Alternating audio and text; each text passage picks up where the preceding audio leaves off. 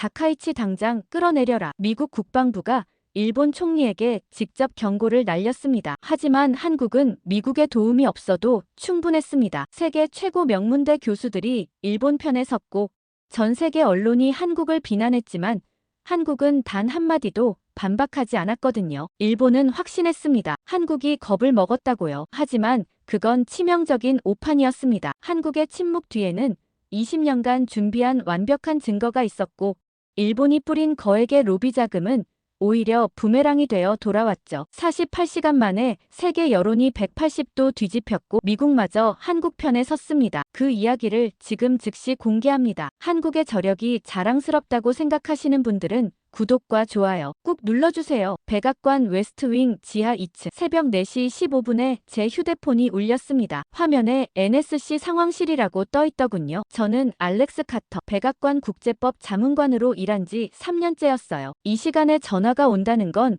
심상치 않은 일이 벌어졌다는 뜻이었죠. 카터, 지금 당장 상황실로 와. 국가안보보좌관 마이클 브래들리의 목소리가 긴박했습니다. 무슨 일입니까? 제가 물었어요. 전화로는 말 못해. 빨리 와. 15분 후 저는 상황실에 도착했습니다. 복도를 걷는데 경비가 평소보다 삼엄했어요. 무장 경호원들이 곳곳에 서 있었고 출입증 검사도 2번이나 받았죠. 뭔가 큰일이 터졌다는 게 느껴졌습니다. 상황실 문을 열고 들어가니 이미 열댓 명의 고위 관료들이 모여 있었어요. 국방부 차관, CIA 동아시아 국장, 국무부 아시아 태평양 담당, 합참 작전국장까지 있었죠. 이 사람들이 새벽에 동시에 모인다는 건 보통 일이 아니었습니다. 분위기가 살벌했어요. 브래들리가 저를 보더니 말했습니다. 앉아. 지금부터 보여줄 영상 잘 봐. 저는 테이블 한쪽 끝에 자리를 잡았습니다. 대형 스크린에 위성 영상이 떠올랐어요. 어두운 바다 위에 배 한 척이 보였죠. 일본 해상자위대 소속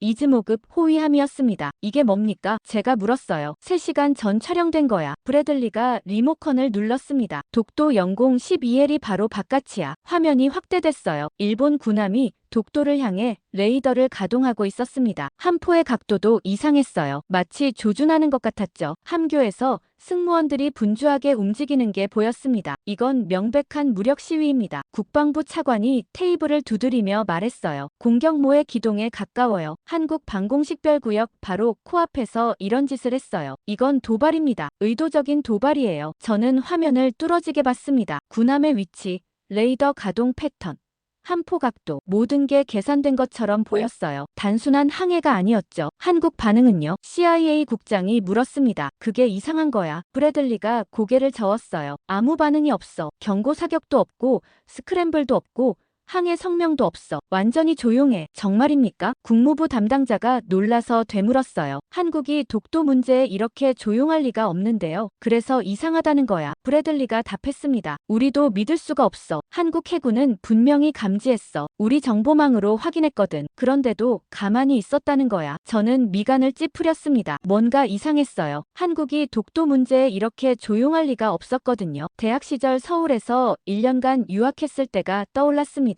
독도의 날 행사에 참석했던 기억이 생생했어요. 광화문 광장에 수만 명이 모였었죠. 독도는 우리 땅이라는 노래를 목청껏 부르던 사람들, 일본 대사관 앞에서 시위하던 대학생들, 그 강렬한 애착을 똑똑히 봤습니다. 그런 나라가 이렇게 조용할 리 없었어요. 혹시 한국이 못 본 겁니까? 제가 물었죠. 말도 안 돼. 국방부 차관이 단호하게 답했어요. 한국 해군 레이더가 실시간으로 추적했어. 이지스함도 출동 대기 상태였고 그런데도 명령이 떨어지지 않았다는 거야. 의도적으로 가만히 있었다는 뜻이야. 방안이 잠시 조용해졌습니다. 무슨 의미일까요? 국무부 담당자가 조심스럽게 물었어요. 제 생각엔 브래들리가 팔짱을 끼고 말했습니다. 한국이 겁을 먹은 것 같아. 일본이 이 정도 압박을 가하는데도 대응을 안 한다는 건 자신이 없다는 뜻일 수 있어. 지킬 의지가 있으면 저렇게 조용하지는 않을 거야. 저는 그 말이 마음에 들지 않았습니다. 겁을 먹었다고요. 제가 반박했어요. 한국이 독도 문제에서 겁을 먹을 나라입니까? 말이 안 됩니다. 카터. 감정적으로 판단하지 마. 브래들리가 날카롭게 말했습니다. 우리는 객관적으로 봐야 해. 사실만 보자고. 한국이 대응하지 않았어. 이게 사실이야. 그럼 이유는 둘 중 하나지. 못하거나 안 하거나. 둘 다 한국에게 유리한 해석은 아니야. 그때 CIA 국장이 서류 뭉치를 펼쳤습니다. 일본 측 움직임도 심상치 않습니다. 그가 안경을 고쳤으며 말했어요. 지난 한 달간 일본 외무성이 전 세계 주요 대사관에 독도 관련 자료를 배포했어요. 워싱턴, 런던, 파리, 베를린 전부요. 무슨 자료입니까? 제가 물었죠. 역사적 근거라는 명목이에요. 국장이 서류를 넘기며 답했습니다. 고지도, 문헌 자료, 국제법 해석 같은 거죠. 상당히 정교하게 만들어졌어요. 학술적으로 보이게끔 포장했더군요. 전문가들이 작성한 것처럼 보여요. 저는 서류를 받아 훑어봤습니다. 정말 그럴듯했어요. 17세기 일본 지도, 메이지 시대 문화, 샌프란시스코 강화 조약 해석까지 빼곡했죠. 이거 누가 만들었습니까? 일본 최고 로펌들이 합작했어요. 국장이 답했습니다. 변호사,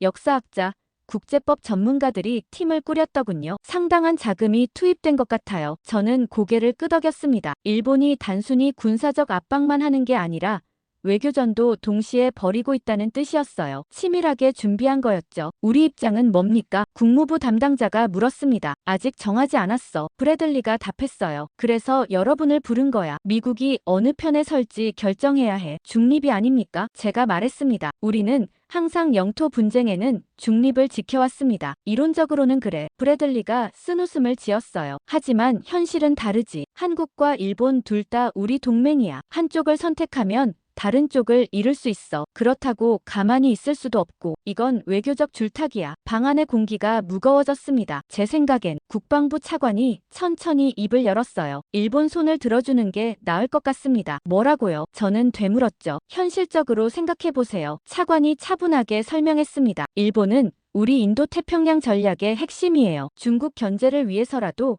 일본과의 관계가 더 중요해요. 한국이 대응도 제대로 못하는 상황에서 굳이 한국 편을 들 이유가 있을까요? 전략적으로 일본이 더 가치 있어요. 저는 믿을 수 없었습니다. 동맹을 저울질하다니요. 하지만 한국도 우리 동맹입니다. 제가 항변했어요. 그리고 독도는 한국이 실효 지배하고 있어요. 국제법상으로도 한국 영토예요. 국제법이 뭐가 중요해? CIA 국장이 비웃듯 말했습니다. 힘이 정의야. 일본이 지금 힘을 보여주고 있고 한국은 움직이지도 않아. 어느 쪽이 강한지 명백하잖아요. 우리는 강한 쪽 편을 들어야 해요. 저는 주먹을 꽉 쥐었습니다. 뭔가 잘못되고 있다는 느낌이 강하게 들었어요. 오늘은 여기까지. 브래들리가 시계를 보며 회의를 끝냈습니다. 각자 입장 정리해서 내일 오전 10시 회의 때 다시 모이죠. 대통령께 보고해야 하니까 확실하게 정리합시다. 이건 단순한 외교 분쟁이 아니에요. 의도적인 무력 시위입니다. 상황실을 나서는데 브래들리의 마지막 말이 귓가에 맴돌았습니다. 의도적 무력 시위. 맞는 말이었어요. 일본이 우연히 그곳을 지나간 게 아니었죠. 계획된 도발이었습니다. 복도를 걸으며 한 가지 생각이 머릿속을 떠나지 않았어요. 한국이 정말 겁을 먹은 걸까? 아니면 뭔가 다른 이유가 있는 걸까? 저는 확신할 수 없었지만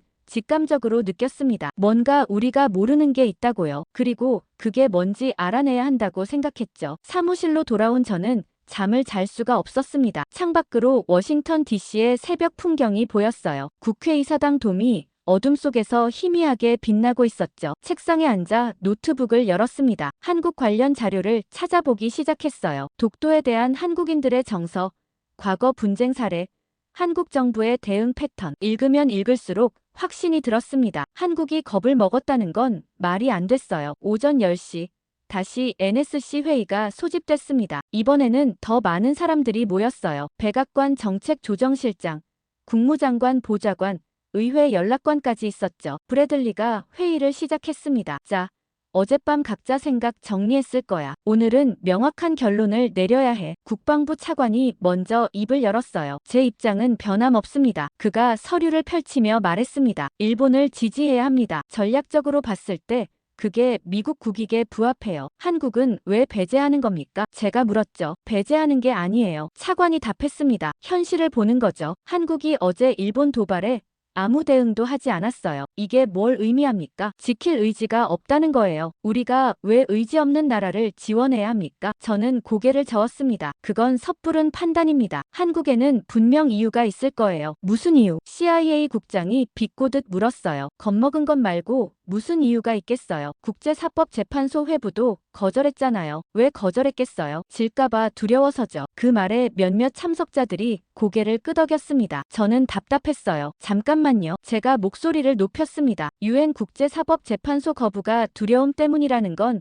지나친 해석입니다. 한국 입장에서는 재판 자체가 일본의 주장을 인정하는 꼴이 되는 거예요. 시료 지배하고 있는 영토를 왜 재판에 걸어야 합니까? 국무장관 보좌관이 끼어들었습니다. 하지만 카터 국제사회는 그렇게 안 봐요. 그가 태블릿을 들어보였어요. 여기 유럽 언론 보세요. 한국이 대화를 거부한다고 비판하고 있어요. 일본은 평화적 해결을 원하는데 한국이 막는다는 식이죠. 저는 그 기사들을 봤습니다. 정말 그렇게 쓰여 있었어요. 파이낸셜 타임스, 가디언, 르몽드 주요 언론들이 일본의 우호적인 논조였죠. 언론이 전부는 아닙니다. 제가 말했습니다. 일본이 더 논리적으로 보인다고 해서 그게 진실은 아니에요. 그럼 뭐가 진실이야? 브래들리가 날카롭게 물었어요. 자네는 한국 편을 들고 싶은 거야? 아니면 진실을 찾고 싶은 거야? 둘 다입니다. 저는 단호하게 답했죠. 진실이 한국 편이라고 생각하니까요. 방 안이 술렁거렸습니다. 카터는 한국에 유학했었어요. 누군가 속삭였습니다. 그래서 편향된 거 아닐까요? 저는 그 말을 무시했습니다. 편향이 아닙니다. 제가 말했어요. 저는 그곳에서 살았고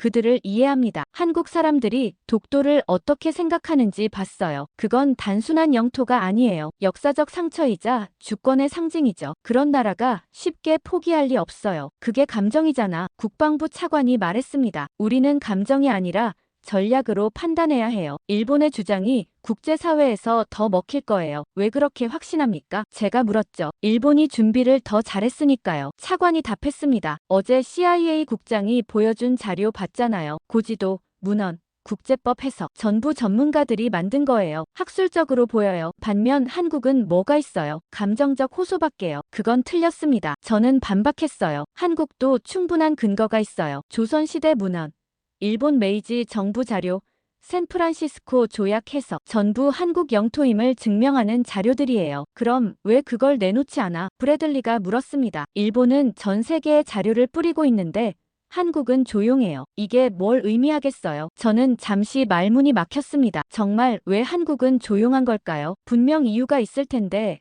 그게 뭔지 알 수 없었어요. 정리하죠. 브래들리가 말했습니다. 현재 상황은 이래요. 일본은 군사적으로 압박하고 외교적으로 공세를 펴고 있어요. 한국은 아무 대응도 하지 않고 있고요. 국제 여론은 일본 쪽으로 기울고 있어요. 이런 상황에서 미국이 한국을 지지한다. 이게 말이 됩니까? 저는 대답할 수 없었습니다. 그의 논리가 틀렸다고 생각했지만 반박할 근거가 부족했어요. 투표하죠. 브래들리가 제안했습니다. 일본 지지에 찬성하는 사람 손들어 보세요. 국방부 차관이 손을 들었습니다. 그 다음 CIA 국장, 국무장관 보좌관, 의회 연락관까지 15명 중 11명이 손을 들었어요. 저와 몇몇만 손을 들지 않았죠. 결정됐어요. 브래들리가 선언했습니다. 미국은 일본의 입장을 지지합니다. 공식 발표는 아직 하지 않지만 내부적으로는 그 방향으로 움직일 거예요. 잠깐만요. 저는 일어섰습니다. 이건 너무 성급합니다. 우리가 한국 입장을 제대로 파악하지도 않았잖아요. 왜 조용한지, 무슨 전략이 있는 건지 확인해야 해요. 카터 앉아. 브래들리가 차갑게 말했습니다. 결정은 끝났어. 자네 의견은 소수에 불과해. 민주주의는 다수결이야. 하지만 더 이상 논의 없어. 그가 말을 끊었어요. 회의는 끝났어. 각자 업무로 돌아가. 사람들이 하나둘 자리에서 일어났습니다. 저는 그대로 앉아 있었어요. 믿을 수가 없었죠. 브래들리가 제 옆으로 와서 말했습니다. 카터 알아. 자네 한국에 애정이 있다는 거. 그가 제 어깨를 두드렸어요. 하지만 개인 감정을 업무에 섞으면 안 돼. 우리는 미국의 이익을 위해 일하는 거야. 이해해. 그는 그렇게 말하고 떠났습니다. 저는 빈 회의실에 혼자 남았어요. 창밖을 바라봤습니다. 햇빛이 밝게 빛나고 있었지만 제 마음은 어두웠죠. 뭔가 잘못되고 있다는 확신이 더 강해졌습니다. 한국이 조용한 데는 분명 이유가 있을 거예요. 겁이 아니라 전략일 거라고 생각했어요. 그리고 저는 그게 뭔지 알아내야 한다고 다짐했습니다. 미국이 잘못된 편을 들기 전에 말이죠. 그날 오후 사무실로 돌아온 저는 책상에 앉아 컴퓨터를 켰습니다. 뭔가 놓치고 있는 게 있다는 느낌이 들었어요. 한국이 왜 조용한지 이해하려면 더 많은 정보가 필요했죠. 이메일을 확인하는데 한 통의 뉴스 알림이 떠올랐습니다. 세계 역사학회 회장 독도 관련 성명 발표. 저는 클릭했어요. 기사를 읽는 순간 등골이 서늘해졌습니다. 세계 역사학회 회장 마크 윌슨 교수가 공식 성명을 냈더군요. 역사적 기록을 종합적으로 검토한 결과 독도는 일본 고유 영토로 볼만한 근거가 충분하다는 내용이었어요. 저는 믿을 수가 없었습니다. 세계 역사학회라면 중립을 지켜야 하는 조직 아닙니까? 그런데 이렇게 노골적으로 일본 편을 드는 게 이상했어요. 다음 기사를 열었습니다. 유럽 역사학회 부회장도 비슷한 발언을 했더군요. 17세기 일본 문헌에 독도 관련 기록이 명확하다는 거였죠. 그 다음 날 아침 더 많은 기사가 쏟아졌습니다. 영국 옥스퍼드대 동아시아 역사학 교수가 논문을 발표했어요. 독도의 역사적 귀속에 대한 재검토라는 제목이었죠. 결론은 일본 주장이 더 설득력 있다는 거였습니다. 프랑스 소르본대 교수도 학술지에 기고문을 실었어요. 국제법적 관점에서 본 독도 문제라는 제목으로요. 일본이 국제사법재판소 회부를 제안한 건 평화적 해결 의지를 보여주는 거라고 썼더군요. 저는 점점 불안해졌습니다. 하루가 멀다 하고 세계 각지의 저명한 학자들이 일본 편을 드는 발언을 쏟아내고 있었어요. 우연치고는 너무 일제히 일어나는 일이었죠. 일주일이 지났습니다. 발언은 계속됐어요. 독일 베를린대 교수, 네덜란드 라이덴대 교수, 이탈리아 로마대 교수 모두 비슷한 논조였습니다. 일본의 역사적 근거가 타당하다. 한국의 주장은 감정적이다. 국제사회는 일본 입장을 고려해야 한다. 학술지들도 움직이기 시작했어요. 저널 오브 아시안 스터디스가 특집호를 냈습니다. 동아시아 영토 분쟁의 재조명이라는 제목으로요. 실린 논문 5편 중 4편이 일본에 유리한 내용이었죠. 인터내셔널 저널 오브 히스토리도 마찬가지였습니다. 사설에서 독도 문제는 감정이 아닌 팩트로 접근해야 한다고 주장했어요. 그러면서 일본 측 자료가 더 객관적이라고 평가했죠. 글로벌 미디어들이 이를 받아쓰기 시작했습니다. CNN이 특집 방송을 냈어요. 독도 분쟁.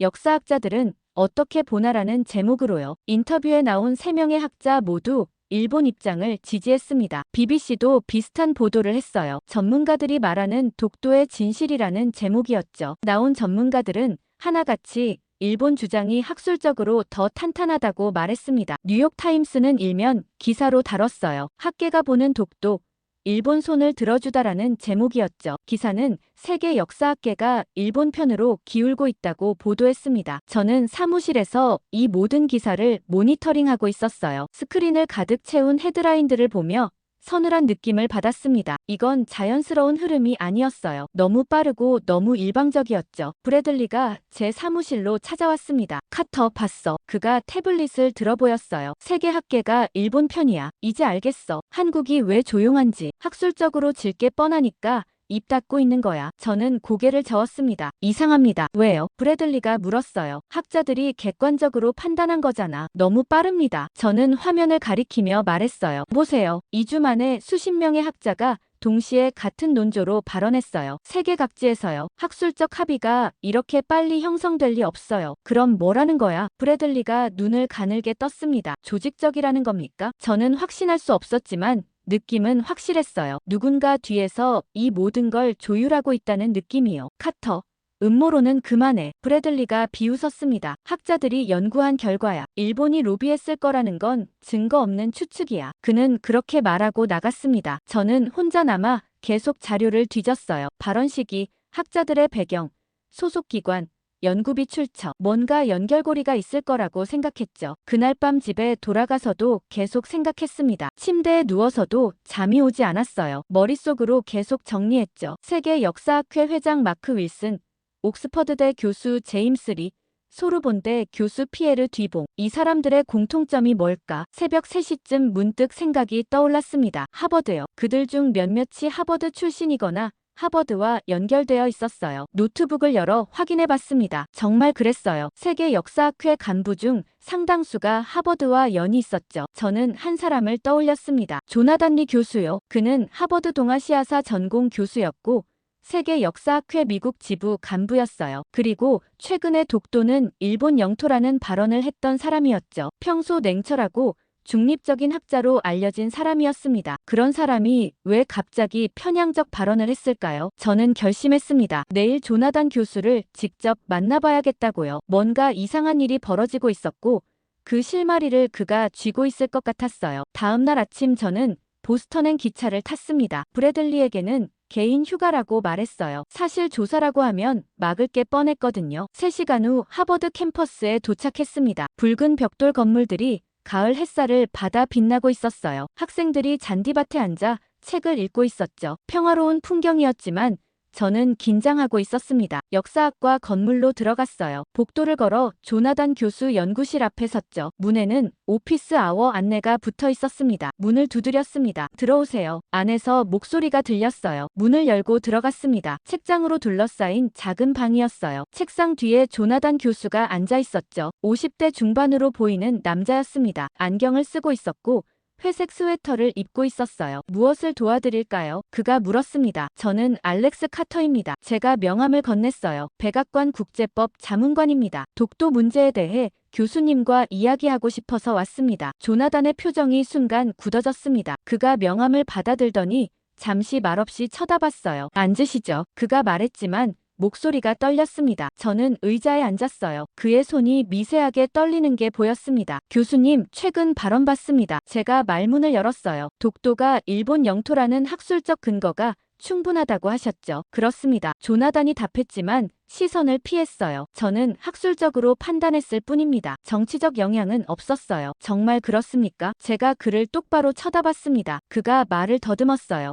그럼요. 순수하게 역사 자료를 검토한 결과예요. 저는 그의 눈빛을 봤습니다. 불안과 두려움이 섞여 있었어요. 평소 냉철한 학자의 눈빛이 아니었죠. 이 사람은 뭔가 숨기고 있다는 확신이 들었습니다. 교수님, 제가 조심스럽게 말을 이었습니다. 솔직하게 여쭤봐도 될까요? 이번 발언을 하시게 된 특별한 계기가 있었습니까? 조나단이 책상 위 서류를 만지작거렸어요. 손이 계속 떨렸죠. 계기요. 그가 헛기침을 했습니다. 특별한 건 없었어요. 그저 학술적 검토를 했을 뿐이죠. 연구비는 어디서 받으셨습니까? 제가 물었어요. 그의 얼굴이 창백해졌습니다. 연구비요. 그가 시선을 피했어요. 하버드 자체 예산이에요. 외부 지원은 없었어요. 저는 그가 거짓말하고 있다는 걸 알았습니다. 표정, 시선, 떨리는 손, 모든 게 말해주고 있었어요. 교수님, 제가 몸을 앞으로 기울였습니다. 저는 도우러 온 겁니다. 적으로 온 게 아니에요. 무슨 일이 있었는지 말씀해 주시면 도와드릴 수 있어요. 조나단이 저를 쳐다봤습니다. 눈빛이 흔들렸어요. 도와준다고요. 그가 쓴웃음을 지었습니다. 당신은 몰라요. 이게 얼마나 복잡한 문제인지. 뭐가 복잡합니까? 제가 물었죠. 그가 입술을 깨물었습니다. 한참을 망설이더니 작은 목소리로 말했어요. 당신이 생각하는 것보다 훨씬 큰 일입니다. 나 혼자 감당할 수 있는 게 아니에요. 저는 기다렸습니다. 그가 더 말하길 바라면서요. 하지만 조나단은 입을 다물었어요. 다시 서류를 정리하기 시작했죠. 죄송하지만 더 이상 말씀드릴 게 없습니다. 그가 일어서며 말했어요. 수업 시간이 다가와서요. 가보셔야겠습니다. 저는 명함을 하나 더 꺼내 책상 위에 놓았습니다. 마음 바뀌시면 연락주세요. 제가 말했어요. 언제든 도와드릴 준비가 되어 있습니다. 조나단은 대답하지 않았습니다. 저는 연구실을 나왔어요. 복도를 걷는데 뭔가 찝찝한 느낌이 들었습니다. 그는 분명 뭔가 숨기고 있었어요. 그리고 그게 무엇이든 그를 두렵게 만들고 있었죠. 캠퍼스를 나서는데 누군가 제 뒤를 따라오는 느낌이 들었습니다. 뒤를 돌아봤지만 아무도 없었어요. 신경과민인가 싶어 다시 걸었죠. 하버드 광장 카페에 들어가 커피를 주문했습니다. 창가 자리에 앉아 생각을 정리하려 했어요. 조나단의 반응이 계속 머릿속을 맴돌았죠. 그때 휴대폰이 울렸습니다. 모르는 번호였어요. 여보세요. 제가 받았습니다. 알렉스 카터 씨시죠? 남자 목소리가 들렸어요. 침착하고 차가운 목소리였죠. 누구십니까? 제가 물었어요. 그건 중요하지 않습니다. 남자가 말했어요. 조나단 리 교수를 만나셨죠? 저는 등골이 오싹해졌습니다. 어떻게 아십니까? 우리는 압니다. 남자가 답했어요. 당신이 무엇을 하는지 다 알아요. 더 이상 파고들지 마세요. 당신을 위해서입니다. 전화가 끊겼습니다.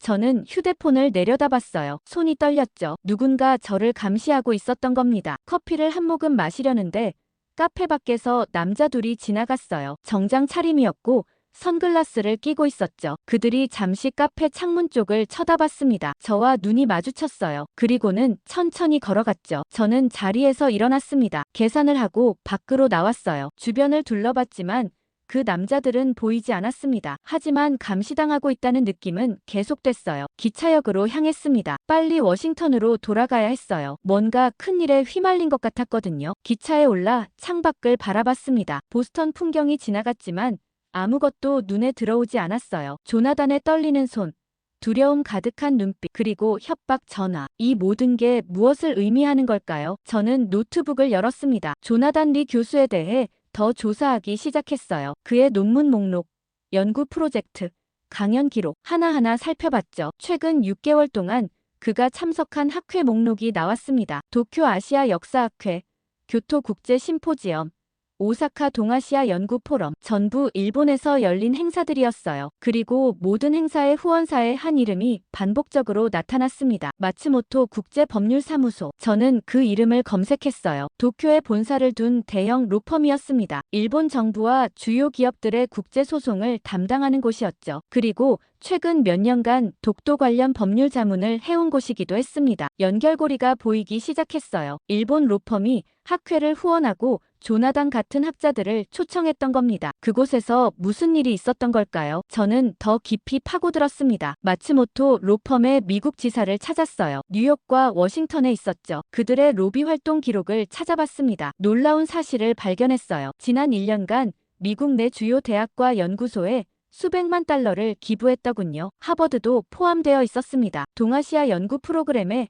50만 달러를 기부했어요. 기부 시기는 조나단이 독도 관련 발언을 하기 3개월 전이었죠. 우연일 리 없었습니다. 저는 확신했어요. 일본이 체계적으로 학계를 공략하고 있다는 걸요. 기차가 워싱턴에 도착했습니다. 저녁 8시였어요. 사무실로 가지 않고 바로 집으로 향했습니다. 피곤했고 정리할 시간이 필요했거든요. 집에 들어서는 순간 이상한 느낌이 들었습니다. 뭔가 달라진 것 같았어요. 거실을 둘러봤죠. 책상 위 서류가 미묘하게 움직인 것 같았습니다. 노트북 위치도 제가 놓은 자리와 달랐어요. 누군가 들어왔다 간 거였습니다. 저는 집안을 샅샅이 확인했어요. 하지만 없어진 건 아무것도 없었죠. 그들은 제가 무엇을 알고 있는지 확인하려 왔던 겁니다. 소파에 앉아 생각했습니다. 이건 단순한 학술 논쟁이 아니었어요. 조직적인 공작이었죠. 일본이 거대한 로비 네트워크를 동원해서 학계, 언론, 정치권을 공략하고 있었던 겁니다. 그리고 그 네트워크는 저를 이미 포착했어요. 감시하고 있었고 경고를 보냈죠. 하지만 저는 물러설 수 없었습니다. 진실을 밝혀야 했어요. 한국이 조용한 이유, 일본의 로비 전략, 그리고 이 모든 것의 실체를 알아내야 했죠. 그날 밤 저는 새로운 계획을 세웠습니다. 혼자서는 안 된다는 걸 알았어요. 도움이 필요했죠. 그리고 저는 누구에게 도움을 청해야 하는지 알고 있었습니다. 백악관 보안 전문팀이요. 그들이라면 일본 로비 네트워크의 실체를 파헤칠 수 있을 거라고 생각했습니다. 다음 날 아침 일찍 저는 백악관 지하 3층으로 향했습니다. 보안 전문팀이 있는 곳이었어요. 일반 직원들은 잘 모르는 부서였죠. 철문 앞에서 보안 검색을 받았습니다. 지문 인식, 홍채 스캔, 금속 탐지기까지 통과했어요. 문이 열리고 안으로 들어갔죠. 복도 양쪽으로 작은 사무실들이 있었습니다. 모니터들이 깜빡이고 있었고 직원들이 조용히 키보드를 두드리고 있었어요. 팀장실 문을 두드렸습니다. 들어오세요. 안에서 목소리가 들렸어요. 문을 열고 들어가니 40대 초반으로 보이는 남자가 앉아 있었습니다. 데이비드 첸이었어요. 보안 전문팀 팀장이었죠. 카터, 무슨 일이야? 데이비드가 물었습니다. 저와는 예전에 몇 번 협업한 적이 있었어요. 도움이 필요합니다. 저는 의자에 앉으며 말했어요. 일본 로비 활동을 추적하고 싶습니다. 데이비드의 표정이 굳어졌습니다. 일본 로비요. 그가 안경을 벗으며 말했어요. 구체적으로 뭘 찾는 건데? 저는 지난 며칠간 파악한 내용을 설명했습니다. 세계 역사학회 간부들의 일제 발언, 조나단 리 교수의 이상한 태도, 마츠모토 로펌의 기부 활동, 그리고 제가 받은 협박 전화까지요. 데이비드는 묵묵히 듣고 있었어요. 제 이야기가 끝나자 그가 한숨을 쉬었습니다. 이거 복잡하게 얽혀있네. 그가 말했어요. 일본 로비는 만만치 않아. 그들은 수십 년간 미국에서 활동해왔거든. 네트워크가 탄탄해. 그래도 추적할 수 있습니까? 제가 물었죠. 데이비드가 고개를 끄덕였습니다. 할 수는 있어. 하지만 쉽지 않을 거야. 그가 컴퓨터를 켰어요. 일본 로비는 여러 겹으로 위장되어 있거든. 로펌, 컨설팅 회사, 싱크탱크, 문화교류재단. 겉으로는 합법적인 활동처럼 보이지. 하지만 실제로는 전부 연결되어 있어. 어떻게 추적합니까? 이메일, 통화 기록, 금융거래 내역. 데이비드가 설명했어요. 이런 걸 추적하면 연결고리가 나와. 하지만 문제는 보안이야. 그들은 강력한 암호화를 사용하거든. 저는 고개를 끄덕였습니다. 데이비드가 전화기를 들었어요. 팀원 몇 명을 불렀습니다. 10분 후 회의실에 5명이 모였어요. 보안 전문가들이었죠. 모두 20대 후반에서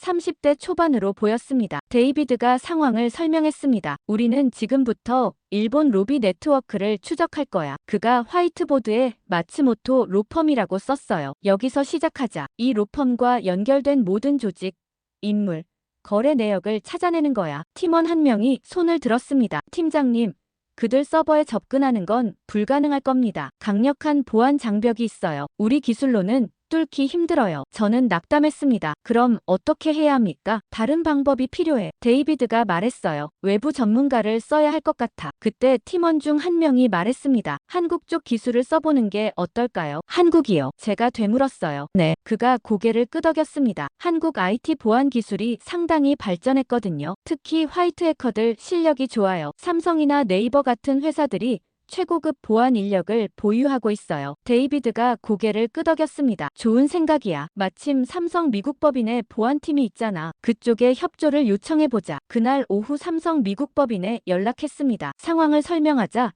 그들도 협력하겠다고 했어요. 이틀 후 삼성에서 보안 전문가 한 명이 백악관으로 왔습니다. 30대 중반으로 보이는 한국인 남자였어요. 김태현이라고 자신을 소개했죠. 안녕하세요. 김태현이 악수를 청했습니다. 삼성 보안연구소에서 왔습니다. 화이트 해커로 10년 일했어요. 저는 알렉스 카터입니다. 제가 악수를 나누며 말했어요. 도와주셔서 감사합니다. 김태현은 노트북을 열었습니다. 추적하려는 대상이 마츠모토 로펌이죠. 그가 물었어요. 네, 맞습니다. 데이비드가 답했습니다. 그들의 통신 기록과 금융거래 내역에 접근해야 해요. 김태현이 키보드를 두드리기 시작했습니다. 보안 장벽이 상당하네요. 그가 화면을 보며 말했어요. 하지만 불가능하지는 않아요. 취약점을 찾으면 돼요. 우리는 회의실에서 그가 작업하는 걸 지켜봤습니다. 시간이 흘렀어요. 1시간, 2시간. 김태현은 계속 코드를 입력하고 있었죠. 저녁 7시쯤 그가 말했습니다. 찾았어요. 그의 목소리에 흥분이 섞여 있었어요. 백업 서버에 취약점이 있네요. 여기로 들어갈 수 있어요. 정말입니까? 데이비드가 다가갔습니다. 김태현이 고개를 끄덕였습니다. 시간이 좀 걸리겠지만 가능해요. 그가 다시 작업을 시작했어요. 우리는 숨죽이며 지켜봤죠. 밤 10시가 넘어서야 김태현이 성공했습니다. 들어왔어요. 그가 말했어요. 화면에 파일 목록들이 나타났습니다. 우리는 환호성을 질렀어요. 하지만 김태현의 표는 심각했습니다. 문제가 있어요. 그가 말했어요. 데이터 양이 엄청나요. 이메일만 수만 건이에요. 전부 분석하려면 몇 주는 걸릴 거예요. 우리에게 몇 주가 없었습니다. 어떻게 해야 합니까? 제가 물었죠. 키워드 검색부터 시작하죠. 김태현이 제안했어요. 중요한 단어들을 찾아서 관련 파일만 추려내는 거예요. 데이비드가 화이트보드에 키워드들을 적기 시작했습니다. 독도, 다케시마, 세계 역사학회, 조나단 릭 하버드. 김태현이 그 단어들로 검색을 시작했어요. 곧 결과가 나타나기 시작했습니다. 수백 개의 파일이 걸러졌죠. 이메일, 계약서, 송금 내역, 미팅 기록. 우리는 하나하나 열어보기 시작했습니다. 밤이 깊어갔어요. 새벽 2시가 넘었지만 아무도 자리를 뜨지 않았습니다. 그리고 새벽 3시쯤 결정적인 파일을 발견했어요. 세계 역사학회 협력 프로젝트라는 제목의 문서였습니다. 열어보니 충격적인 내용이 들어있었죠. 학회 고위 인사 명단, 그들에게 제공된 연구비 내역, 발표 일정 조율 기록, 그리고 언론사와의 사전 협의 내용까지 모든 게 계획되어 있었습니다. 저는 화면을 뚫어지게 봤습니다. 이건 자연스러운 학술 활동이 아니었어요. 완벽하게 조율된 로비 공작이었죠. 더 충격적인 건 다른 파일에 있었습니다. 한국 정부 대응 분석이라는 제목이었어요. 열어보니 한국 측이 이미 로비 정황을 파악하고 있다는 메모가 있었습니다. 그리고 한국이 침묵하는 이유에 대한 일본 측 분석도 있었죠. 한국은 즉각 반박할 경우 정보 출처가 노출될 것을 우려하고 있음. 완전한 증거 확보 전까지 움직이지 않을 것으로 판단됨. 저는 그 문장을 읽고 깨달았습니다. 한국은 겁을 먹은 게 아니었어요. 전략적으로 기다리고 있었던 겁니다. 완벽한 증거를 잡기 위해서요. 새벽 4시가 넘어서도 우리는 계속 파일들을 분석했습니다. 김태현이 더 깊숙이 파고들수록 놀라운 사실들이 드러났어요. 이거 보세요. 김태현이 새 파일을 열었습니다. 화면에 엑셀 시트가 나타났어요. 세계 역사학회 고위 인사 리스트였죠. 이름 옆에 금액이 적혀 있었습니다. 마크 윌슨 회장 30만 달러, 제임스 리 옥스퍼드 교수 25만 달러, 피에르 뒤봉 소르본대 교수 20만 달러. 리스트는 계속 이어졌어요. 총 23명의 학자들이 나열되어 있었고 총액은 500만 달러가 넘었죠. 이게 뭡니까? 데이비드가 물었습니다. 연구비 명목의 후원금이에요. 김태현이 설명했어요. 하지만 실제로는 로비 자금이죠. 각 학자들에게 독도 관련 발언을 요청한 대가예요. 저는 믿을 수 없었습니다. 학자들이 돈을 받고 발언했다는 거였어요. 더 있습니다. 김태현이 다른 파일을 열었습니다. 이번에는 이메일 내역이었어요. 마츠모토 로펌과 학회 간부들 사이에 주고받은 메시지들이었죠. 첫 번째 이메일은 6개월 전 것이었습니다. 발신자는 마츠모토 로펌의 국제 담당 변호사였어요. 독도 문제에 대한 학술적 지원 프로젝트를 제안드립니다. 이메일 내용이었죠. 귀하의 전문적 견해를 국제사회에 알리는 데 필요한 모든 지원을 제공하겠습니다. 다음 이메일은 마크 윌슨 회장의 답장이었습니다. 흥미로운 제안입니다. 구체적인 내용을 논의하고 싶습니다. 그 다음부터는 구체적인 조율 내용들이 오갔어요. 발표 시기, 발언 내용, 언론 배포 방법까지 세세하게 협의되어 있었죠. 11월 15일 세계 역사학회 회장 명의로 성명 발표. 한 이메일에 적혀 있었습니다. 내용은 역사적 기록 검토 결과 일본 주장에 근거가 있다는 식으로 성명문 초안은 우리가 작성해서 보내드리겠습니다. 저는 화면을 응시했습니다. 성명문까지 일본 측이 작성했다는 거였어요. 이건 학술 활동이 아니라 각본이 있는 연극이었죠. 더 파고들어 보세요. 데이비드가 말했습니다. 언론사와의 연결고리도 있을 거예요. 김태현이 키워드를 바꿔 검색했습니다. CNN, BBC, 뉴욕타임스, 곧 관련 파일들이 나왔어요. 언론사 협력 프로젝트라는 제목의 폴더였죠. 안에는 주요 언론사 담당자들과의 이메일이 가득했습니다. 독도 특집 방송 제안이라는 제목의 이메일이 있었어요. CNN 프로듀서에게 보낸 거였죠. 전문가 패널을 섭외해드리겠습니다. 이메일 내용이었습니다. 균형 잡힌 시각을 제공할 수 있는 학자들입니다. 촬영 경비도 저희가 지원하겠습니다. CNN 프로듀서의 답장도 있었습니다. 좋습니다. 다음 주 화요일 촬영 일정 잡겠습니다. 전문가 명단 보내주세요. 저는 며칠 전 봤던 CNN 특집 방송이 떠올랐습니다. 독도 분쟁. 역사학자들은 어떻게 보나라는 제목이었던 그 방송요. 그 프로그램이 이렇게 만들어진 거였어요. 뉴욕타임스와의 이메일도 있었습니다. 기사 소재 제공이라는 제목이었죠. 독도 관련 학계 동향을 정리한 자료를 보내드립니다. 내용이었어요. 세계 역사학계가 일본 주장을 재평가하고 있다는 트렌드입니다. 기사화하시면 좋을 것 같습니다. 뉴욕타임스 기자의 답장이었습니다. 흥미로운 소재네요. 취재 진행하겠습니다. 추가 자료 있으면 보내주세요. 일주일 후 그 기사가 일면에 실렸던 거였죠. 학계가 보는 독도. 일본 손을 들어주다라는 제목으로요. 저는 소름이 돋았습니다. 전 세계 언론이 일본 측 자료를 그대로 받아쓰고 있었던 겁니다. 김태현이 또 다른 폴더를 열었습니다. 한국 대응 모니터링이라는 제목이었어요. 안에는 한국 정부와 연구기관의 움직임을 추적한 기록들이 있었죠. 한국 외교부 독도 대책반 동향이라는 문서가 있었습니다. 열어보니 일본 측의 분석이 적혀 있었어요. 한국 측은 아직 우리 활동을 파악하지 못한 것으로 판단됨. 문서 내용이었습니다. 공식 반박도 없고 언론 대응도 없음. 침묵하는 이유는 두 가지로 추정됨. 첫째, 대응 능력 부족. 우리 로비가 워낙 광범위해서 어디서부터 손 떼야 할지 모르는 듯함. 둘째, 국제 여론 악화 우려. 섣불리 반박했다가 오히려 역효과 날까봐 두려워하는 것으로 보임. 한국은 당분간 침묵을 유지할 것으로 예상됨. 저는 그 문장을 읽고 고개를 저었습니다. 일본은 완전히 오판하고 있었어요. 더 있습니다. 김태현이 말했습니다. 한국 정보기관 로그 기록이에요. 그가 다른 파일을 열었죠. 화면에 한국어로 된 문서가 나타났습니다. 일본 로비 네트워크 전모 파악 완료. 문서 제목이었어요. 한국 국가정보원 마크가 선명했죠. 이게 뭡니까? 데이비드가 놀라서 물었어요. 일본 컴퓨터에 한국 문서가 왜 있죠? 한국이 일본 측에 서버를 해킹하고 심어둔 것 같아요. 김태현이 설명했습니다. 아니 잠깐만요. 화면을 자세히 봤습니다. 정말 한국 국가정보원 내부 보고서였어요. 보고서 내용은 충격적이었습니다. 일본 로비 네트워크 전모 파악 완료. 보고서에 적혀 있었어요. 마츠모토 로펌을 중심으로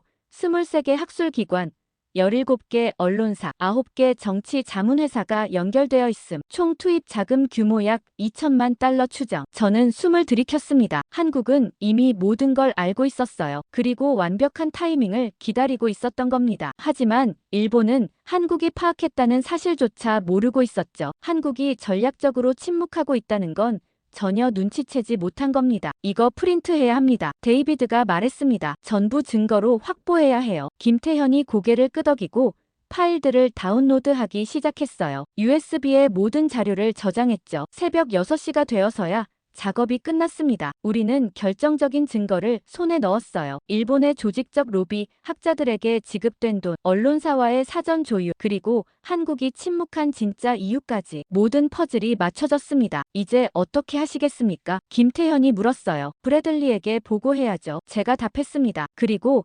대통령께도 올라가야 해요. 미국이 어느 편에 서야 하는지 이제 명확해졌으니까요. 데이비드가 고개를 끄덕였습니다. 오늘 오전 긴급 보고 일정 잡을게. 대통령 1일 브리핑에 포함시켜야 해. 저는 창밖을 바라봤습니다. 해가 떠오르고 있었어요. 긴 밤이 끝나고 새로운 하루가 시작되고 있었죠. 그리고 이 하루는 모든 걸 바꿀 거였습니다. 다음 날 오전 10시 저는 다시 브래들리의 사무실에 있었습니다. 데이비드와 함께였어요. 책상 위에 우리가 확보한 증거 자료들을 펼쳐놓았죠. 이게 전부 확실한 거야. 브래들리가 서류들을 넘기며 물었습니다. 확실합니다. 데이비드가 답했어요. 마츠모토 로펌 서버에서 직접 가져온 겁니다. 이메일, 금융거래 내역, 계약서 전부 원본이에요. 브래들리는 한참 동안 서류를 읽었습니다. 표정이 점점 굳어졌어요. 이건 외교 스캔들이야. 그가 중얼거렸습니다. 일본이 이 정도로 조직적으로 움직였다니 대통령께 보고해야 합니다. 제가 말했어요. 그리고 조나단 리 교수를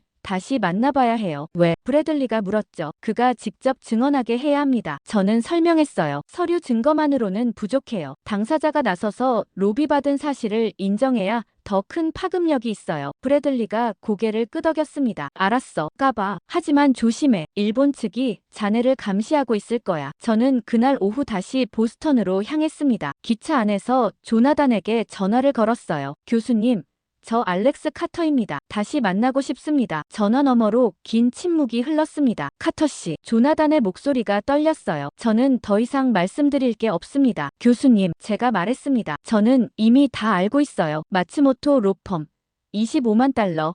발언 요청 이메일 전부 확보했습니다. 조나단이 숨을 들이켰습니다. 어떻게? 그게 중요한 게 아닙니다. 저는 단호하게 말했어요. 중요한 건 교수님이 진실을 말할 기회가 있다는 겁니다. 마지막 기회예요. 또 긴 침묵이 흘렀습니다. 오늘 저녁 7시 조나단이 조용히 말했어요. 제 연구실로 오세요. 하지만 혼자 오셔야 합니다. 저는 하버드에 저녁 6시 30분에 도착했습니다. 캠퍼스는 어둠에 잠기고 있었어요. 가로등 불빛만이 길을 밝히고 있었죠. 역사학과 건물로 향하는데 뒤에서 발소리가 들렸습니다. 뒤를 돌아봤지만 아무도 없었어요. 하지만 누군가 따라오고 있다는 느낌이 강했죠. 건물에 들어가 3층으로 올라갔습니다. 조나단의 연구실 문 앞에 섰어요. 노크를 하려는데 문이 살짝 열려 있었습니다. 교수님, 제가 조심스럽게 불렀어요. 들어오세요. 안에서 조나단의 목소리가 들렸죠. 문을 열고 들어갔습니다. 조나단은 책상 앞에 앉아 있었어요. 얼굴이 창백했고 눈가에 다크서클이 깊게 패여 있었죠. 며칠 동안 제대로 자지 못한 것 같았습니다. 앉으세요. 그가 의자를 가리켰어요. 저는 앉았습니다. 그는 한참 동안 말이 없었어요. 그저 책상 위의 서류들을 내려다보고 있었죠. 교수님, 제가 먼저 입을 열었습니다. 학자로서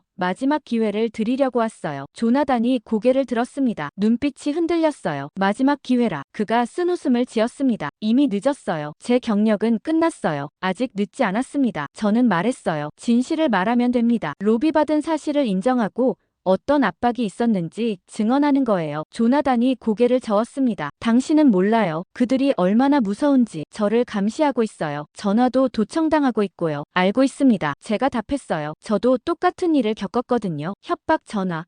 집 침입 미행. 하지만 두려워서 물러설 수는 없어요. 조나단이 창밖을 바라봤습니다. 한참 동안 아무 말도 하지 않았어요. 그러다 천천히 입을 열었죠. 6개월 전이었어요. 그가 말하기 시작했습니다. 마츠모토 로펌에서 연락이 왔어요. 독도 연구에 관심이 있다면서 연구비를 지원하겠다고 했죠. 처음에는 거절했습니다. 하지만 그들은 계속 연락했어요. 금액을 올려가면서요. 저는 조용히 들었습니다. 25만 달러를 제시했을 때 조나단이 계속했어요. 저는 흔들렸어요. 제 딸이 암투병 중이었거든요. 치료비가 필요했어요. 보험으로 커버되지 않는 실험적 치료였죠. 그래서 받으셨군요. 제가 말했습니다. 네. 조나단이 고개를 끄덕였어요. 그들은 연구 결과를 강요하지 않았어요. 다만 특정 자료들을 제공했죠. 일본 측에 유리한 자료들이었어요. 그리고 부드럽게 제안했어요. 이런 방향으로 연구하면 어떻겠냐고요. 저는 거절할 수 없었습니다. 돈을 이미 받았고 딸의 치료비가 필요했으니까요. 그의 목소리가 떨렸습니다. 발표 후에 후회했어요. 학자로서 해서는 안 될 짓을 했다는 걸 알았죠. 하지만 이미 돌이킬 수 없었어요. 다른 학자들도 마찬가지였습니까? 제가 물었죠. 조나단이 고개를 끄덕였습니다. 제가 아는 한 최소 20명은 돼요. 모두 비슷한 방식으로 포섭됐죠. 연구비,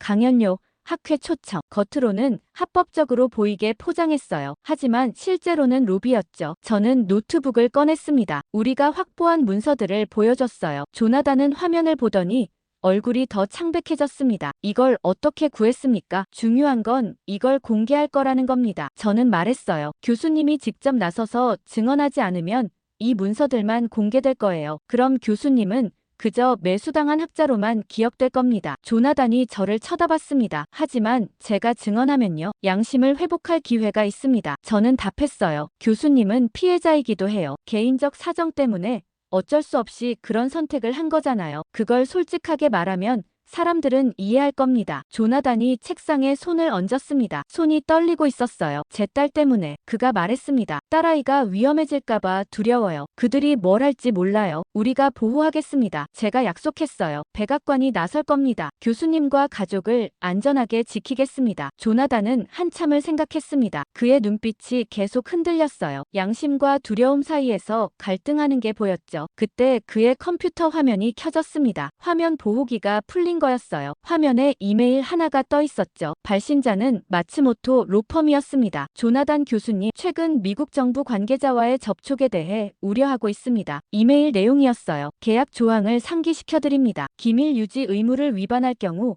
법적 조치 및 손해배상 청구가 진행될 수 있습니다. 신중한 판단 부탁드립니다. 조나단이 화면을 급히 껐습니다. 하지만 저는 이미 다 봤어요. 보셨죠? 조나단이 말했습니다. 그들은 알고 있어요. 제가 당신과 만난 것도요. 저는 고개를 끄덕였습니다. 더 이상 선택의 여지가 없다는 뜻이에요. 교수님이 증언하든 안 하든 그들은 이미 교수님을 의심하고 있어요. 그럼 차라리 먼저 나서는 게 낫지 않겠습니까? 조나단이 깊은 한숨을 쉬었습니다. 오랜 침묵 끝에 그가 고개를 들었어요. 알겠습니다. 그가 조용히 말했습니다. 증언하겠습니다. 학자로서 마지막 양심이라도 지켜야죠. 조나단과의 대화를 마치고 저는 하버드를 떠났습니다. 밤 9시가 넘어 있었어요. 캠퍼스는 고요했고 차가운 바람이 불었죠. 보스턴 시내 호텔로 향했습니다. 내일 아침 일찍 워싱턴으로 돌아갈 계획이었어요. 조나단의 증언을 확보했으니 서둘러야 했죠. 호텔 체크인을 하고 방으로 올라갔습니다. 12층이었어요. 문을 열고 들어가 가방을 내려놓았죠. 샤워를 하고 나와 침대에 앉았습니다. 노트북을 열어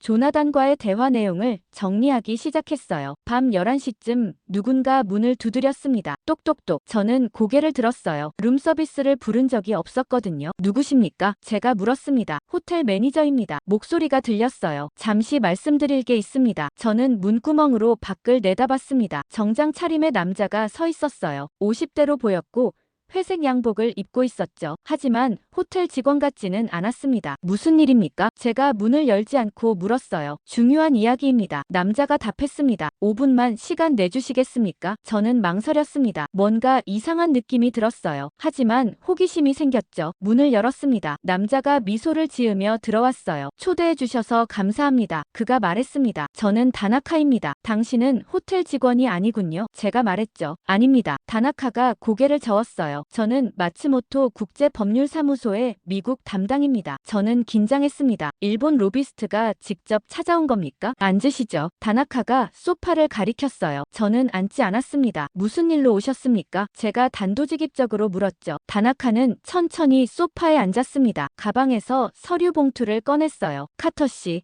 당신은 현명한 분입니다. 그가 말했습니다. 조나단 리 교수를 만났죠. 우리 활동에 대해 알아내셨고요. 어떻게 아십니까? 우리는 압니다. 다나카가 미소 지었어요. 당신이 무엇을 하는지, 누구를 만나는지 전부 알고 있어요. 저는 등골이 서늘해졌습니다. 그럼 왜 막지 않았습니까? 막을 필요가 없었으니까요. 다나카가 답했습니다. 우리는 대화를 원합니다. 대립이 아니라요. 무슨 대화입니까? 합리적인 해결책이죠. 다나카가 서류 봉투를 테이블 위에 놓았어요. 카터 씨.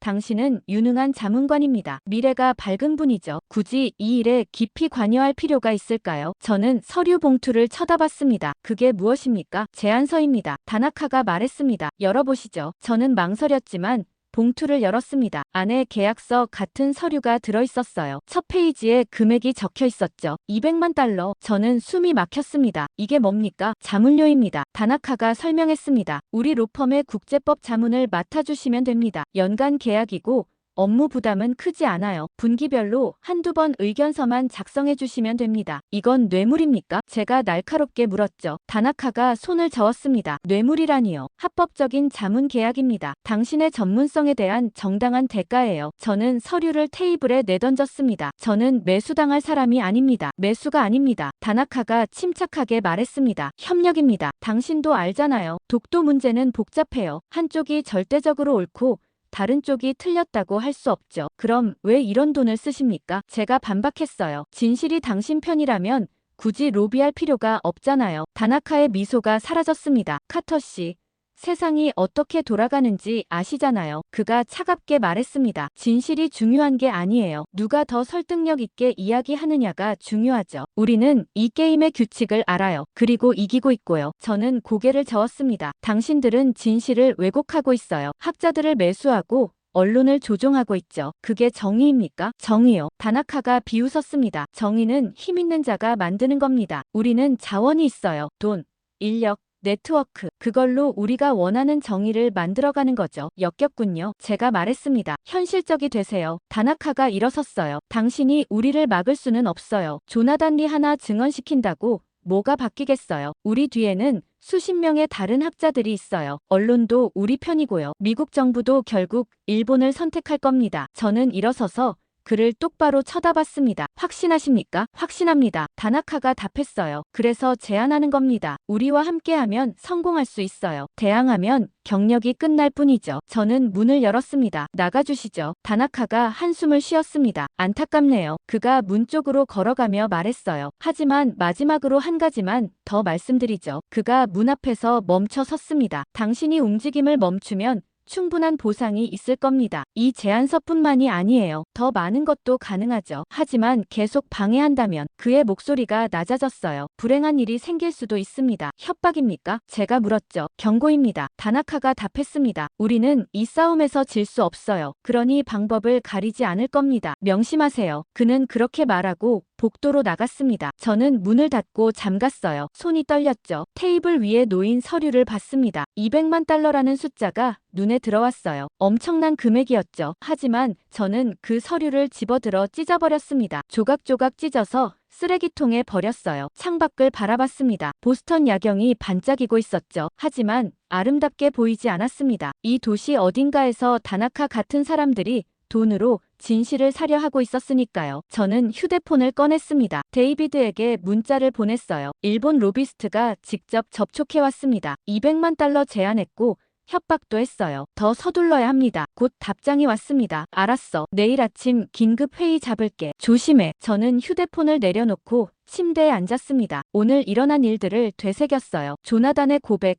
다나카의 제안, 그리고 협박. 이 모든 게 제 결심을 더욱 굳혔습니다. 이건 단순한 영토 분쟁이 아니었어요. 정의의 문제였죠. 돈과 권력으로 진실을 왜곡하려는 자들과 그에 맞서는 싸움이었습니다. 저는 절대 물러서지 않을 거였어요. 그날 밤 잠이 오지 않았습니다. 계속 생각했죠. 내일 무슨 일이 벌어질까? 조나단의 증언이 세상에 알려지면 어떻게 될까? 그리고 일본은 어떻게 반응할까? 하지만 한 가지는 확실했습니다. 이제 돌아갈 수 없다는 것이요. 저는 이미 선택을 했고 그 선택을 끝까지 밀고 나갈 거였습니다. 다음 날 아침 일찍 워싱턴으로 돌아왔습니다. 백악관에 도착하자마자 브래들리의 사무실로 향했어요. 조나단 리 교수가 증언하기로 했습니다. 제가 보고했습니다. 그리고 일본 로비스트가 직접 접촉해왔어요. 브래들리의 눈빛이 날카로워졌습니다. 뭐라고 했어? 200만 달러 제안했고 협박도 했습니다. 저는 설명했어요. 그들은 필사적이에요. 브래들리가 고개를 끄덕였습니다. 조나단 교수 증언을 공개적으로 진행하자. 기자회견 형식으로. 그래야 파급력이 있어. 그날 오후 국제역사학회에서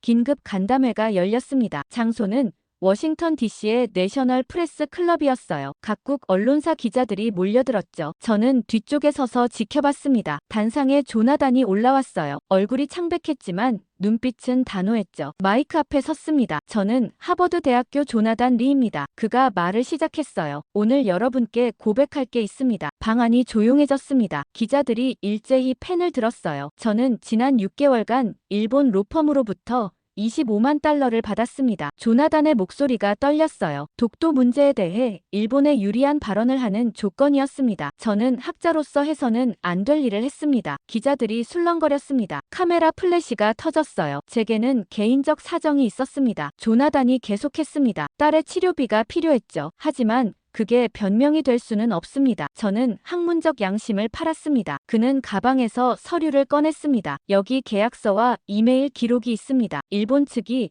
어떻게 학자들을 포섭했는지 명확히 보여줍니다. 저뿐만이 아닙니다. 최소 20명 이상의 학자들이 비슷한 방식으로 매수됐습니다. 방 안이 술렁거렸습니다. 기자들이 손을 들며 질문을 쏟아냈어요. 다른 학자들 이름을 밝힐 수 있습니까? 한 기자가 물었습니다. 조나단이 고개를 끄덕였습니다. 여기 명단이 있습니다. 그가 서류를 들어보였어요. 세계 역사학회 간부들, 유럽 주요 대학 교수들, 미국 싱크탱크 연구원들 모두 일본 로펌으로부터 자금을 받았습니다. 기자회견이 끝난 후 폭탄이 터졌습니다. CNN이 속보로 내보냈어요. 하버드 교수, 일본 로비 폭로, 조나단의 증언이 전 세계로 퍼져나갔죠. 그날 저녁 놀라운 일이 벌어졌습니다. 유럽에서 또 다른 학자가 나섰어요. 옥스퍼드 대학교 제임스 리 교수였죠. 그도 기자회견을 열었습니다. 저 역시 고백합니다. 제임스 교수가 말했어요. 일본 측으로부터 20만 파운드를 받았습니다. 독도 관련 논문을 발표하는 조건이었습니다. 저는 학자로서 부끄럽습니다. 다음 날 아침 프랑스에서도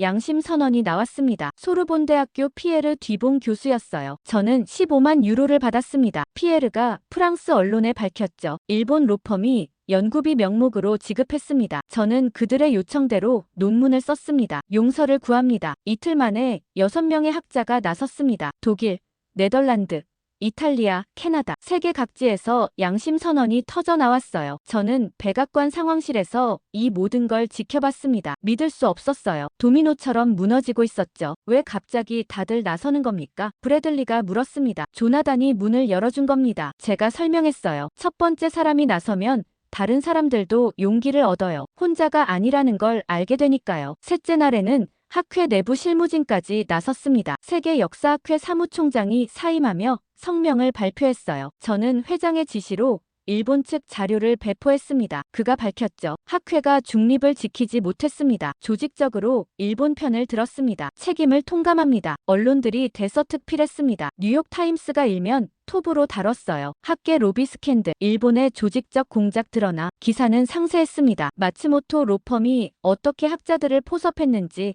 얼마나 많은 돈이 움직였는지, 어떤 방식으로 발언을 조율했는지 전부 낱낱이 파헤쳤죠. BBC도 특집 방송을 내보냈습니다. 진실을 팔다.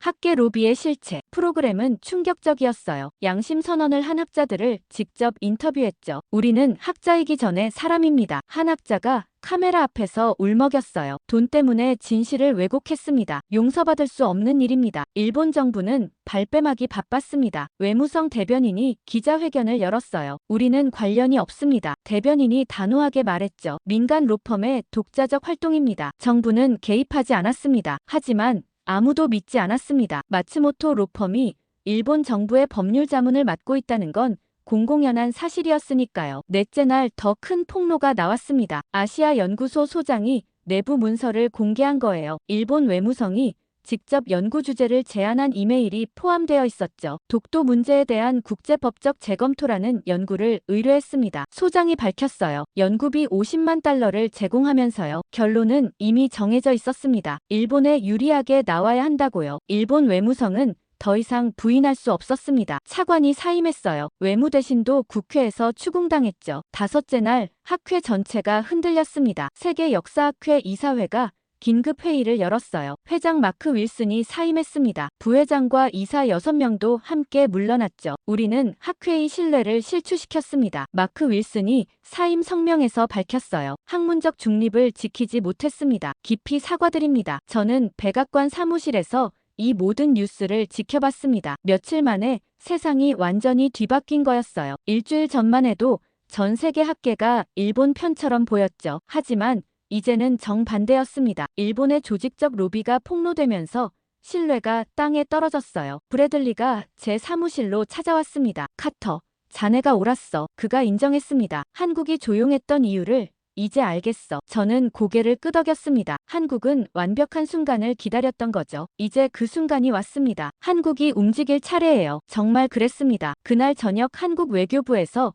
공식 발표 일정을 잡았다는 소식이 들려왔어요. 이틀 후 서울에서 기자회견을 연다고 했죠. 세계가 주목하고 있었습니다. 한국이 무엇을 말할 것인가, 어떤 증거를 내놓을 것인가. 저는 확신했습니다. 한국은 준비되어 있다고요. 그리고 이제 진실이 드러날 거라고요. 이틀 후 저는 브래들리, 데이비드와 함께 백악관 상황실에 모였습니다. 대형 스크린에 서울 외교부 청사가 비춰지고 있었어요. 한국 시간으로 오전 10시.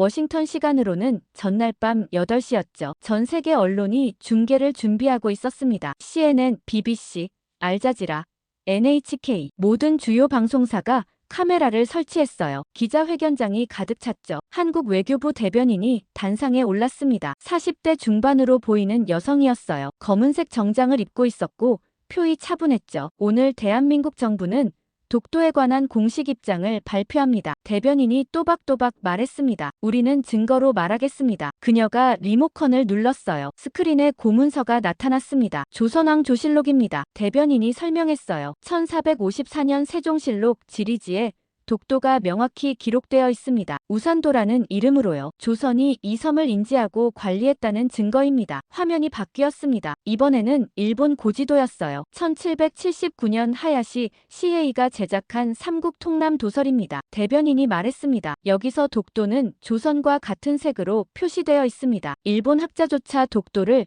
조선 영토로 인정한 증거죠. 저는 화면을 뚫어지게 봤습니다. 지도가 선명했어요. 정말 독도가 한반도와 같은 색이었죠. 다음은 메이지 정부 자료입니다. 대변인이 계속했습니다. 1877년 일본 태정관 지령, 일본 최고 행정기관이 내린 공식 문서입니다. 화면에 일본어 문서가 나타났어요. 대변인이 읽었습니다. 죽도 외 일도는 본방과 관계없음을 명심할 것. 여기서 외 일도가 바로 독도입니다. 일본 정부가 독도를 자국 영토가 아니라고 명시한 겁니다. 기자들이 웅성거렸습니다. 저도 놀랐어요. 일본 정부 스스로 독도를 포기한 문서였으니까요. 한일 병합 이전 외국 자료도 있습니다. 대변인이 말했습니다. 1905년 이전 서양에서 제작된 해도들입니다. 영국, 프랑스, 독일 해군이 만든 지도들이 나타났어요. 대부분 독도를 조선 쪽으로 표시하거나 중립수역으로 표시했습니다. 일본 영토로 표시한 지도는 하나도 없습니다. 화면이 또 바뀌었습니다. 샌프란시스코 강화 조약입니다. 대변인이 설명했어요. 1951년 조약 초안 과정을 보시죠. 화면에 미국 국무부 문서가 나타났습니다. 일본이 독도를 자국 영토에 포함시켜달라고 요청했지만 미국이 거부했습니다. 대변인이 말했죠. 독도는 한국이 관리하는 섬이라는 게 당시 미국의 판단이었습니다. 저는 브래들리를 쳐다봤습니다. 그도 놀란 표이였어요. 미국 정부 문서까지 나오다니요. 국제법적 근거도 명확합니다. 대변인이 계속했습니다. 실효적 지배 원칙에 따르면 한국이 독도를 지속적으로 관리해왔습니다. 경찰, 등대, 기상관 측소가 있고 정기적으로 인원이 상주합니다. 화면에 독도 사진들이 나타났어요. 경찰 초소, 등대, 헬기장 모두 한국이 관리하는 시설들이었죠. 일본은 1905년 러일 전쟁 중 독도를 불법 편입했습니다. 대변인의 목소리가 단호해졌어요. 제국주의 침략의 일환이었죠. 한국의 주권을 침해한 불법 행위였습니다. 국제법상 무효입니다. 기자회견장이 조용했습니다. 모두 집중해서 듣고 있었어요. 우리는 감정으로 주장하지 않습니다. 대변인이 말했습니다. 역사 자료로, 국제법으로, 사실로 증명합니다. 독도는 대한민국 고유 영토입니다. 그녀가 마지막 화면을 띄웠어요. 모든 증거 자료의 목록이었죠. 조선시대 문헌 47건, 일본 정부 자료 23건, 서양에도 31건, 국제법 관련 문서 19건, 총 120건의 증거가 나열되어 있었습니다. 이 모든 자료는 유엔과 국제사법재판소에 제출할 준비가 되어 있습니다. 대변인이 밝혔어요. 누구든 검증할 수 있습니다. 우리는 진실을 두려워하지 않습니다. 기자들이 손을 들었습니다. 질문이 쏟아졌어요. 일본의 반박에 대해서는요? 한 기자가 물었습니다. 일본의 주장은 역사를 왜곡한 것입니다. 대변인이 답했죠. 그들이 제시한 자료들은 대부분 1905년 이후 것들입니다. 불법 편입 이후에 만든 자료로 정당성을 주장할 수는 없습니다. 일본 로비에 대해서는요. 다른 기자가 물었어요. 우리는 알고 있었습니다. 대변인이 인정했습니다. 일본이 학계와 언론을 동원한 것을요. 하지만 즉각 반박하지 않았습니다. 왜냐하면 완벽한 증거를 준비하고 싶었기 때문입니다. 로비는 일시적이지만 진실은 영원합니다. 왜 유엔 국제사법재판소 회부를 거부했습니까? 또 다른 질문이 나왔어요. 우리가 실효적으로 지배하는 영토입니다. 대변인이 설명했죠. 재판에 회부한다는 것 자체가 영유권 분쟁이 있다고 인정하는 꼴입니다. 우리는 그럴 필요가 없습니다. 하지만 일본이 정말 원한다면 우리도 맞설 준비가 되어 있습니다. 기자회견이 끝났습니다. 백악관 상황실이 잠시 조용했어요. 완벽했어. 브래들리가 먼저 입을 열었습니다. 감정적 호소 하나 없이 오직 증거로만 승부했어. 로비 대 증거. 데이비드가 말했습니다. 일본은 돈으로, 한국은 팩트로 싸웠어요. 승부는 이미 난 것 같네요. 저는 고개를 끄덕였습니다. 한국은 처음부터 이 순간을 준비했던 거예요. 조용히 증거를 모으고 완벽한 타이밍을 기다렸죠. CNN이 즉각 분석 방송을 내보냈습니다. 한국의 증거 제시는 압도적이었다. 앵커가 말했어요. 특히 일본 정부 자료를 활용한 것이 결정적이다. 일본 스스로 독도를 포기한 문서를 한국이 제시한 것이다. BBC도 비슷한 논조였습니다. 이번 발표로 학계 분위기가 완전히 바뀔 것으로 보인다. 전문가가 분석했죠. 일본의 로비가 드러난 상황에서 한국의 증거 기반 접근은 설득력이 있다. 뉴욕타임스가 속보를 냈습니다. 한국, 증거로 말하다. 로비 대신 자료로 승부. 기사는 호평 일색이었어요. 한국 정부의 대응은 교과서적이었다. 기사 말미에 적혀 있었죠. 감정을 배제하고 오직 사실만으로 주장을 펼쳤다. 이것이 21세기 외교의 모범 사례다. 저는 화면을 보며 미소 지었습니다. 한국은 해냈어요. 침묵으로 준비하고 증거로 증명했죠. 그리고 품격으로 승리했습니다. 브래들리가 제 어깨를 두드렸어요. 카터. 자네 덕분이야. 자네가 끝까지 한국을 믿었잖아. 저는 고개를 저었습니다. 제가 한 건 별로 없어요. 진실이 스스로 드러난 겁니다. 그날 밤 전 세계 언론이 한국의 발표를 보도했습니다. 한국의 승리. 세계 여론이 완전히 바뀌고 있었어요. 다음 날 아침 NSC 회의가 다시 소집됐습니다. 이번에는 분위기가 완전히 달랐어요. 일주일 전만 해도 일본 편을 들자던 사람들이 조용히 앉아 있었죠. 브래들리가 회의를 시작했습니다. 자, 모두 어젯밤 한국 발표 봤을 거야. 그가 테이블을 둘러보며 말했어요. 의견 들어보자. 국방부 차관이 먼저 입을 열었습니다. 한 주 전에 제가 섣불렀던 것 같습니다. 그가 인정했어요. 일본 손을 들어주자고 했었죠. 하지만 한국 증거를 보니 생각이 바뀌었습니다. 저는 그를 쳐다봤습니다. 불과 며칠 전 한국이 겁먹었다고 말했던 바로 그 사람이었어요. 구체적으로 뭐가 바뀌었습니까? 브래들리가 물었죠. 한국의 접근 방식입니다. 차관이 답했습니다. 감정이 아니라 팩트로 승부했어요. 조선왕조실록, 일본 태정관 지령, 샌프란시스코 조약문서, 특히 일본 정부 자료를 역으로 활용한 건 탁월했습니다. 일본 스스로 독도를 포기했다는 증거니까요. CIA 국장도 동의했습니다. 저도 한국을 오판했습니다. 그가 말했어요. 조용히 있는 걸 보고 약하다고 생각했는데 완전히 틀렸어요. 한국은 전략적으로 기다렸던 겁니다. 완벽한 증거를 모을 때까지요. 국무장관 보좌관이 서류를 펼쳤습니다. 국제 여론도 완전히 바뀌었습니다. 그가 보고했어요. 유럽 주요 언론들이 한국 편으로 돌아섰어요. 파이낸셜 타임스는 한국의 증거가 설득력 있다고 평가했고, 가디언은 일본의 로비를 강하게 비판했습니다. 의회 연락관도 말했습니다. 상원 외교위원회에서도 반응이 좋습니다. 한국의 대응을 높이 평가하고 있어요. 몇몇 의원들은 일본의 로비 활동에 대한 청문회를 제안하기도 했습니다. 브래들리가 저를 쳐다봤습니다. 카터, 자네 의견은? 한국이 조용했던 이유를 이제 모두 아실 겁니다. 제가 말했어요. 겁이 아니라 전략이었죠. 공식 입장을 내지 않은 게 정말 다행입니다. 만약 우리가 일주일 전에 일본을 지지한다고 발표했다면 지금 국제적 망신을 당했을 겁니다. 방안이 조용해졌습니다. 모두 그 말에 동의하는 것 같았어요. 정리하죠. 브래들리가 말했습니다. 객관적 사료, 국제법, 학계 반응 모두 한국 손을 들어주고 있어. 일본의 조직적 로비가 폭로된 상황에서 일본을 지지하는 건 불가능해. 미국의 입장을 정해야 합니다. 국방부 차관이 말했죠. 공식적으로 중립을 유지하되. 브래들리가 고개를 끄덕였어요. 독도는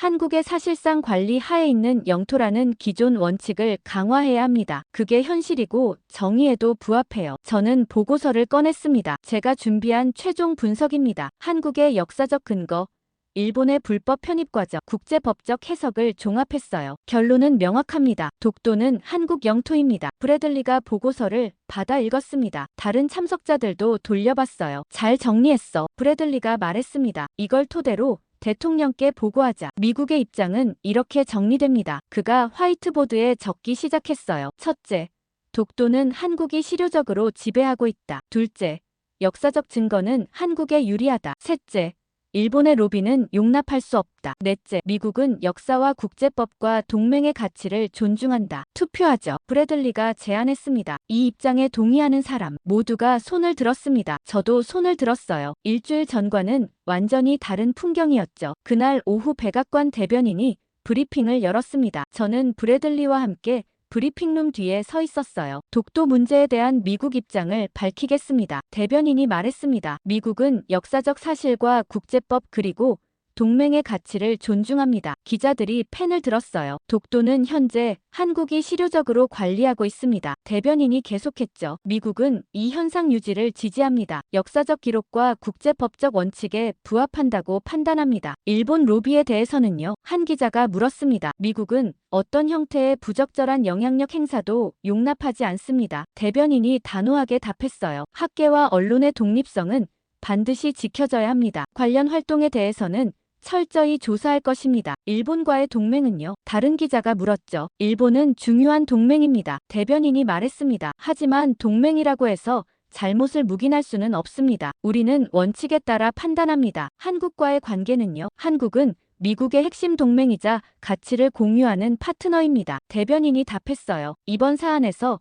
한국이 보여준 증거 기반 접근은 모범적이었습니다. 브리핑이 끝났습니다. 저는 브래들리와 함께 사무실로 돌아왔어요. 잘 끝났어. 브래들리가 말했습니다. 미국이 올바른 편에 섰어. 저는 고개를 끄덕였습니다. 한국 덕분입니다. 그들이 완벽하게 준비했으니까요. 그날 밤 CNN이 분석 방송을 내보냈습니다. 미국의 입장 표명은 의미심장하다. 전문가가 말했어요. 사실상 한국을 지지한 것이다. 일본에게는 큰 타격이다. 일본 언론들은 충격을 받은 것 같았습니다. NHK가 긴급 뉴스를 내보냈어요. 미국이 독도 문제에서 한국 편을 들었다. 앵커의 목소리가 침통했죠. 우리 외교의 실패다. 요미우리 신문은 사설을 실었습니다. 로비 스캔들이 모든 걸 망쳤다. 신문은 비판했어요. 정부의 부적절한 개입이 국익을 해쳤다. 한국 언론은 환영 일색이었습니다. 조선일보가 일면 톱으로 다뤘어요. 미국 독도는 한국 땅 인정. 증거가 진실을 증명했다. 기사는 자랑스럽게 썼죠. 한국 정부의 전략적 대응이 빛을 발했다. 침묵은 약함이 아니라 지혜였다. 저는 사무실 창밖을 바라봤습니다. 워싱턴 DC의 야경이 아름다웠어요. 불과 2주 만에 모든 게 바뀌었습니다. 일본 편을 들려던 백악관이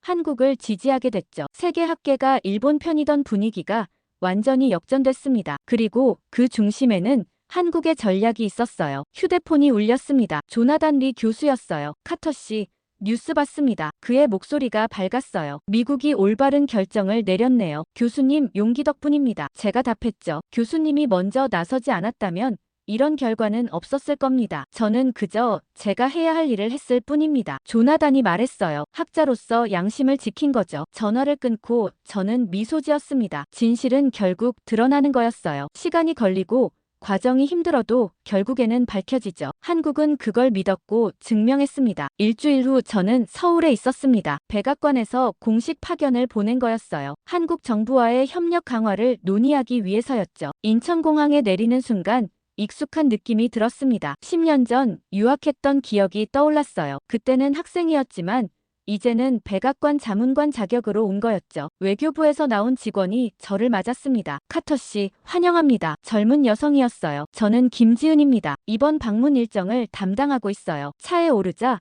서울 풍경이 펼쳐졌습니다. 고층 빌딩들이 즐비했고 거리는 활기찼어요. 10년 전보다 훨씬 발전한 모습이었죠. 오늘 오후에 독도 전문가분을 만나실 예정입니다. 김지은이 말했어요. 서울대학교 김태준 교수님이십니다. 독도 연구의 권위자시죠. 기대되는군요. 제가 답했습니다. 오후 3시 서울대 캠퍼스 안에 있는 카페에서 만남이 있었습니다. 창가 자리에 60대로 보이는 남자가 앉아 있었어요. 회색 스웨터를 입고 있었고 온화한 인상이었죠. 카터 씨시죠. 그가 일어나 악수를 청했습니다. 김태준입니다. 만나서 반갑습니다. 저는 자리에 앉았습니다. 차를 주문하고 대화를 시작했어요. 교수님, 이번 일련의 사건들에 대해 어떻게 보십니까? 제가 물었죠. 김 교수가 잠시 생각하더니 천천히 말했습니다. 예상했던 일입니다. 그가 차를 한 모금 마셨어요. 일본의 로비 활동은 오래전부터 있었어요. 우리도 알고 있었죠. 하지만 대응 방식이 달랐던 거예요. 어떻게 다릅니까? 우리는 싸우지 않았습니다. 김 교수가 설명했어요. 감정적으로 반응하지도 않았고요. 그저 조용히 증거를 모았죠. 역사자료, 국제법 문서,